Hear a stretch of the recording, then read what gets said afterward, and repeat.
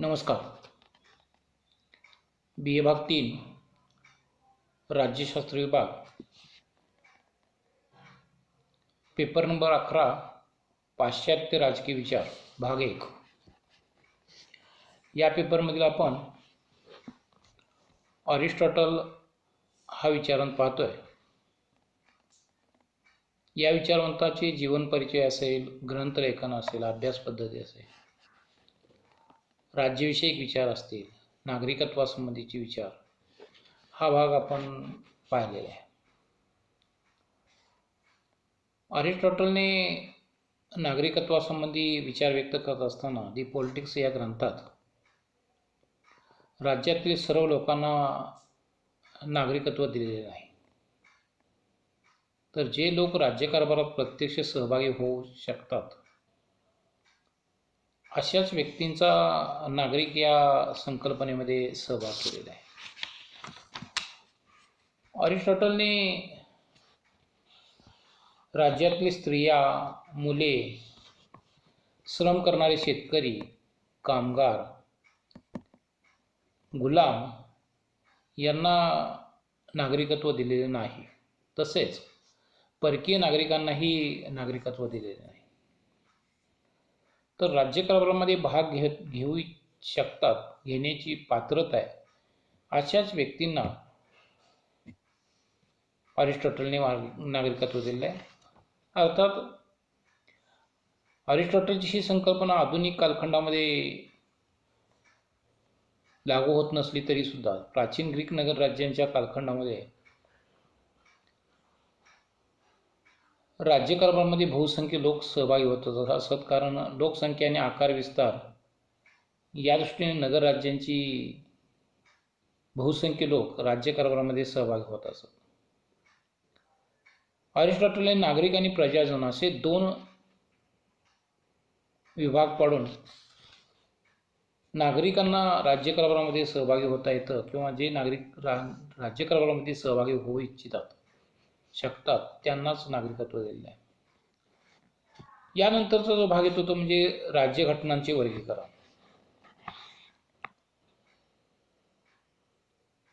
Aristotle हा राज्यशास्त्राचा जनक मानला जातो, कारण अरिस्टॉटलने वेगवेगळ्या देशांच्या किंवा त्याच्या कालखंडामध्ये असलेल्या वेगवेगळ्या देशांचा 158 राज्यघटनांचा अभ्यास केलेला होता आणि हा अभ्यास तुलनात्मक पद्धतीने केलेला होता. राज्यघटनांचा तुलनात्मक अभ्यास केल्याने त्याला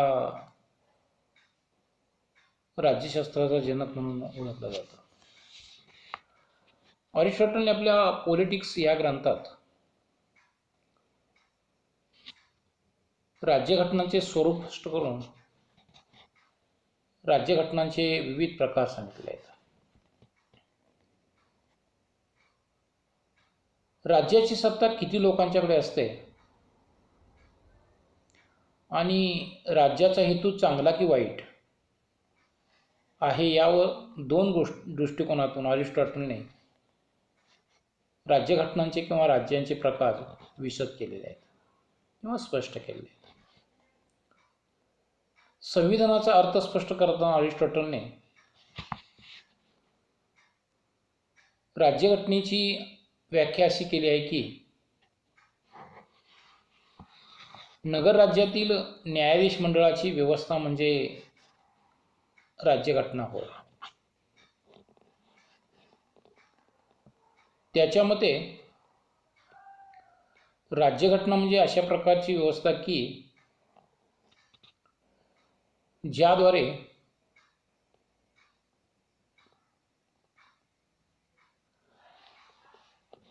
राज्याची सार्वभौम सत्ता कोणाकडे आहे आणि राज्यसत्तेचे स्वरूप कसे आहे, तिचा उद्देश काय आहे हे सहजपणे समजून येते.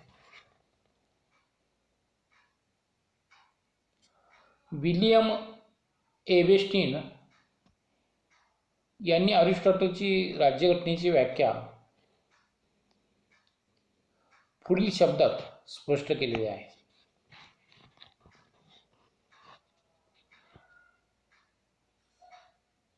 संविधान म्हणजे राज्यकारभाराची व्यवस्था होय. म्हणजे ज्या घटकांच्या आधारे राज्यकारभार चालतो त्याला संविधान असे म्हटलेले आहे. राज्यात सार्वभौम सत्ता जेव्हा सर्वश्रेष्ठ असते तेव्हा सर्वश्रेष्ठ ठरते तेव्हा तिचे सरकार बनते. अर्थात सार्वभौम सत्ता जनतेकडे असेल तर लोकशाही आणि काही थोड्या लोकांच्याकडे सत्ता असेल तर अल्पजनशाही होय.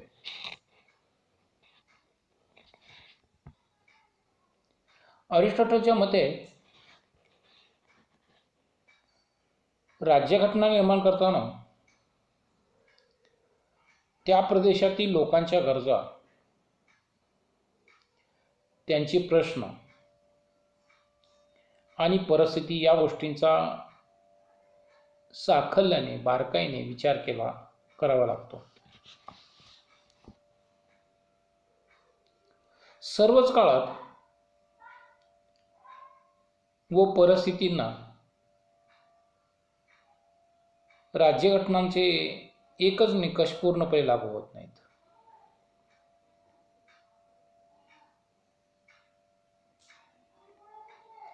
एखादी राज्यघटना अपूर्ण असून सुद्धा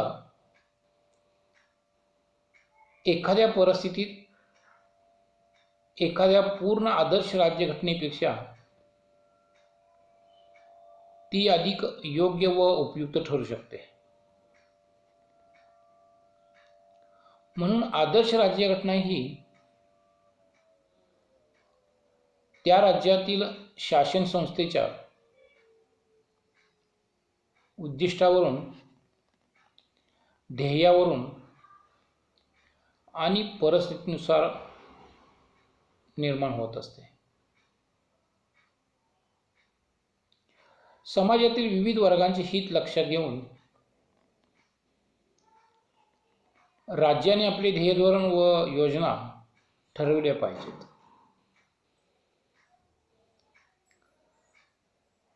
त्या अनुषंगाने राज्यघटना निर्माण केली पाहिजे असं अरिस्टॉटलचे मत आहे.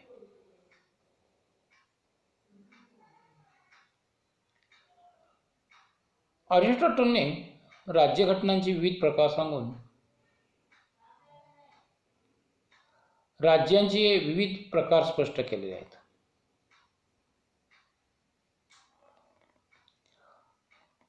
आधुनिक काळात राजकीय विचारवंत अरिस्टॉटलच्या विविध राज्यघटनांच्या वर्गीकरणाला राज्याचे वर्गीकरण असे संबोधतात. अर्थात अशा प्रकारचे वर्गीकरण मॅकियावेली असेल, प्लेटो असेल यांनी सुद्धा केलेले दिसून येते. परंतु अरिस्टॉटलच्या राज्याच्या वर्गीकरणाला महत्त्वपूर्ण स्थान प्राप्त झालेले आहे. अरिस्टॉटलने जे राज्यघटनांचे वर्गीकरण केलेलं आहे तेच त्याच्या राज्याचे वर्गीकरण म्हणून ओळखलं जातं. अरिस्टॉटलच्या राज्याचे वर्गीकरण आपण पाहणार आहोत. अरिस्टॉटलने राज्याचे वर्गीकरण करताना पुढील दोन तत्वांचा अवलंब केलेला आहे. तो म्हणजे संख्यात्मक तत्व आणि गुणात्मक तत्व. म्हणजे आपण वर्गीकरण करत असताना राज्याचे वर्गीकरण एका बाजूला आपण संख्यात्मक आणि एका बाजूला गुणात्मक असे दोन भाग करू शकतो. संख्यात्मक तत्वाचा विचार करत असताना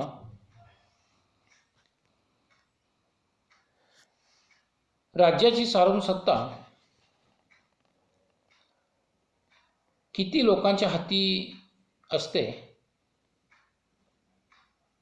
यावरून राज्याचे प्रकार पडले.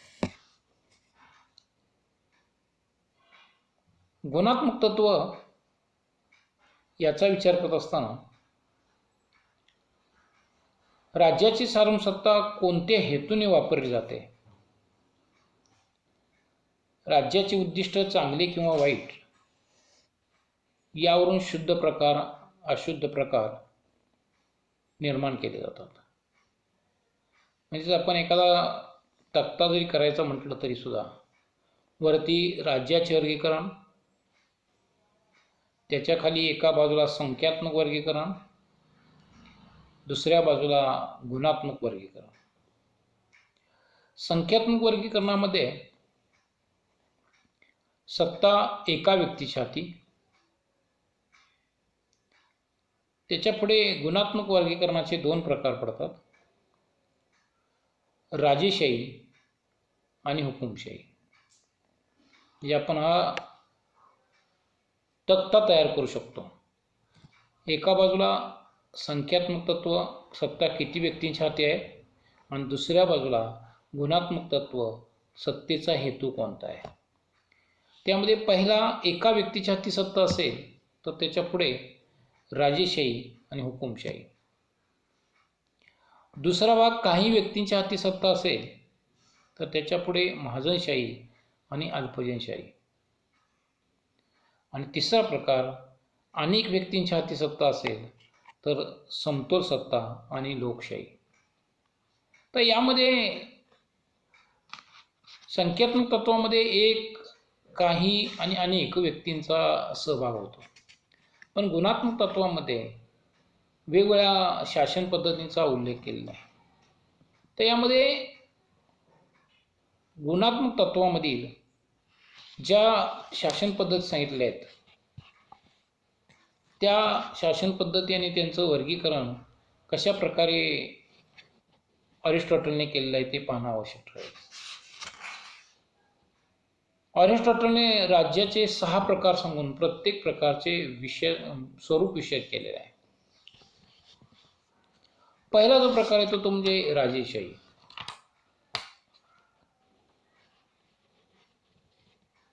अरिस्टॉटलच्या मते ही सर्वोत्कृष्ट पद्धती होय. अर्थात या ठिकाणी एक लक्षात घेणं आवश्यक आहे की अरिस्टॉटलच्या कालखंडामध्ये राजेशाही शासन पद्धती मोठ्या प्रमाणात होती आणि त्यामुळे तो एक शुद्ध प्रकार मानण्याचा प्रयत्न अरिस्टॉटलने केलेला आहे. अर्थात कोणत्याही विचारसरणीच्या विचारवंतावरती त्याच्या कालखंडाचा प्रभाव हा पडतच असतो. त्यामुळे आज जर आपण राजेशाही असेल, हुकुमशाही असेल किंवा लष्करशाही असेल, साम्यवादी व्यवस्था असेल, हे व्यक्ती स्वातंत्र्याच्या दृष्टिकोनातून विचार केल्यास योग्य शासन पद्धती मानत नाही. परंतु अरिस्टॉटलच्या कालखंडामध्ये राजेशाहीचं प्रमाण मोठ्या प्रमाणात होतं आणि त्यामुळे ती शासन पद्धतीने शुद्ध प्रकारामध्ये घेतलेली आहे. तर आकडा 1 राजेशाही अरिस्टॉटलच्या मते ही सर्वोत्कृष्ट पद्धती होय. राज्याची सार्वसत्ता एकाच व्यक्तीकडे दिली जाते. सर्व गुणांनी युक्त, प्रभावी अशी व्यक्ती राजा बनते. प्रजेच्या कल्याणासाठी सार्वसत्तेचा वापर करणे हे राजाचे कर्तव्य असते.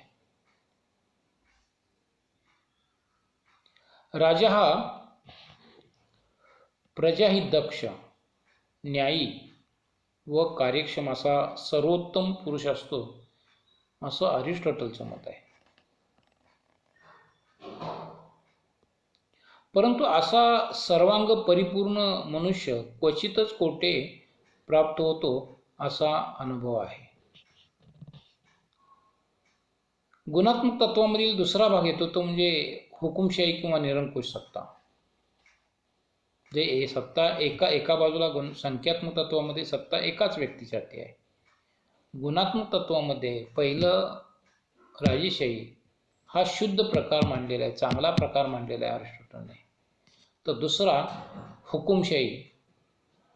राज्याची सार्वसत्ता एकाच व्यक्तीकडे असते, परंतु ती व्यक्ती सत्तेचा वापर स्वतःच्या हितासाठी करते, आपल्या हितसंबंधीयांच्या हितासाठी करते आणि प्रजेवर जुलूम अन्याय करू शकते. हुकुमशहा निरंकुश अमर्याद सत्ता उपभोगीत असतो, त्यामुळे या सत्तेला झोटिंगशाही असेही म्हटले जाते. अर्थात अरिस्टॉटलच्या वर्गीकरणामध्ये हा अशुद्ध प्रकार मांडलेला आहे. तिसरा जो भाग येतो तो म्हणजे महाजनशाही. अर्थात महाजनशाही हा शासन व्यवस्थेचा प्रकार संख्यात्मक तत्वांचा विचार करता काही व्यक्तींच्या हाती सत्ता असलेला प्रकार मानला जातो. गुणात्मक दृष्टिकोनातून महाजनशाही आणि अल्पशाही हे दोन प्रकार पडतात. जेव्हा राजा जुलमी अन्यायी असेल तर राज्यातील काही चारित्र्यसंपन्न, कुलीन, बुद्धिवान असे लोक एकत्र येऊन राज्य प्रशासन चालवतात. तेव्हा उमरावशाही किंवा महाजनशाही उदयास येते. महाजनशाहीत बुद्धिमान, गुणवान या गोष्टींना महत्त्व दिले जाते. तसेच प्रजेच्या कल्याणासाठी ही सत्ता वापरली जाते. त्यामुळे अरिस्टॉटलने हा गुणात्मक दृष्टिकोनातून विचार करता हा शुद्ध प्रकार, चांगला प्रकार, योग्य प्रकार अरिस्टॉटलने मानलेला आहे. पण याचमध्ये काही व्यक्तींच्या हाती सत्ता असेल आणि ती सत्ता धनिक आणि श्रीमंत लोक, लष्करातील काही वरिष्ठ अधिकारी यांच्या हाती असेल तर ती अल्पजनशाही मानण्याचा प्रयत्न अरिस्टॉटलने केलेला आहे. काही धनिक श्रीमंत लोक आणि लष्करातील काही वरिष्ठ अधिकारी राज्याची सत्ता आपल्या स्वार्थासाठी वापरतात किंवा आपल्या हितसंबंधीयांच्या स्वार्थासाठी वापरतात. अल्पजनशाहीत गरिबांची कोणतीही कदर केली जात नाही. प्रजेवर अन्याय, जुलूम होऊन केवळ श्रीमंत वर्गाचेच हित साधले जाते. त्यामुळे अरिस्टॉटलने सत्ता काही व्यक्तींच्या हाती असलेल्या प्रकारामध्ये गुणात्मक दृष्टिकोनातून अल्पजनशाही हा अशुद्ध प्रकार मानलेला दिसून येतो. यामध्ये तिसरा जो विभाग संख्यात्मक दृष्टिकोनात येतो म्हणजे सत्ता अनेक व्यक्तींच्या हाती. त्यामध्ये गुणात्मक दृष्टिकोनातून समतोल सत्ता आणि लोकशाही सत्ता असे दोन प्रकार या ठिकाणी सांगितलेले आहेत. अरिस्टॉटलच्या मते राज्याचा हा उत्तम प्रकार होय. सर्वसामान्य माणसांना राज्याच्या सत्तेत सहभागी करून घेतले जाते.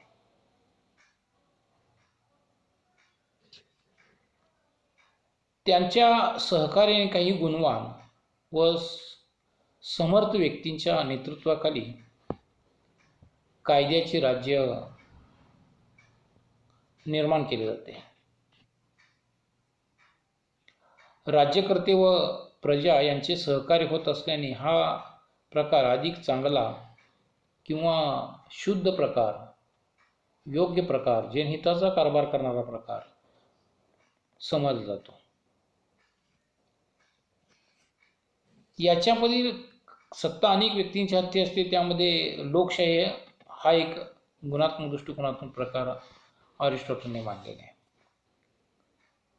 अरिस्टॉटलच्या मते लोकशाही हा राज्याचा विकृत प्रकार होय. लोकशाहीत राज्याची सार्वसत्ता लोकांच्याकडे असते.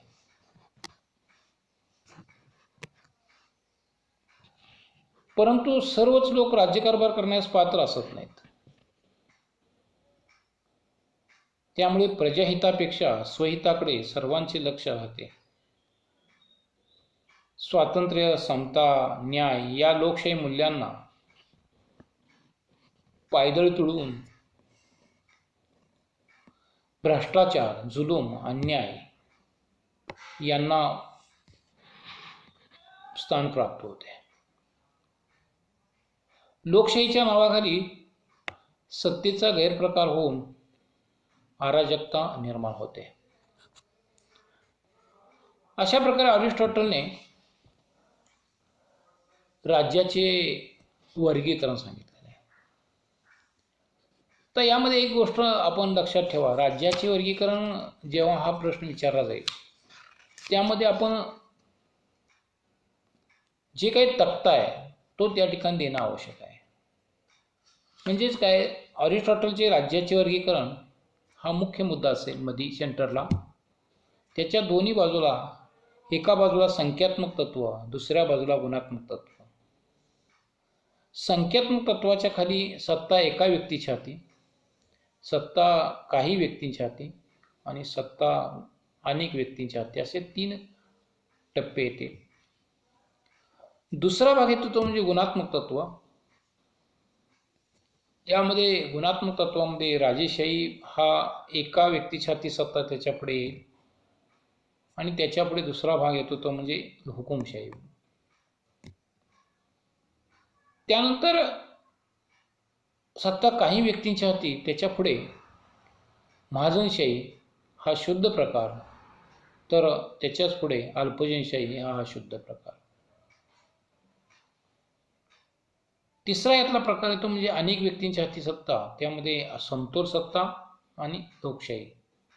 असे 3 टप्पे, 3 प्रकार त्या ठिकाणी दाखवून आपण एक विशिष्ट अशा प्रकारचा तक्ता तयार करून देणं आवश्यक आहे. तरच आपल्याला मार्क्सच्या दृष्टिकोनातून चांगले मार्क्स पडू शकतात.